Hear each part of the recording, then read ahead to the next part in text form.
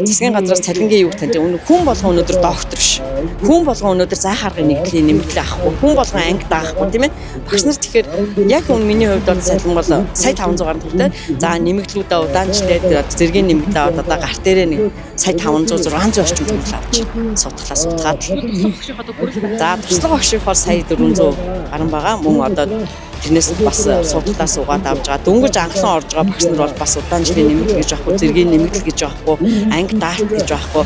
За дээдлэн л одоо судалгаа суудаа гэхэд нэг сая 100 орчим л авч байгаа шүү багш нар бол.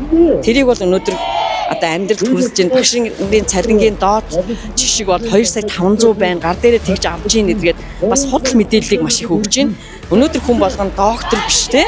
Өнөөдөр боловсролын зэрэгтэй багш нар байхгүй байна. Тэр болгоны нэмэгдлийг хүмүүс авахгүй шүү дээ. Тэгэхээр яг тэр зэрэг нэмэгдүүдийг авч байгаа хүний цалингаар хүмүүсийг бас цалингийн дооджгээр бодож болохгүй байх л гэж бодож байна. Тэгээд засгийн газрын энэ цалингийн жишгийг бас үнэн бодтойгоор хэлдэг байгаасай л гэж хүсэж байна да.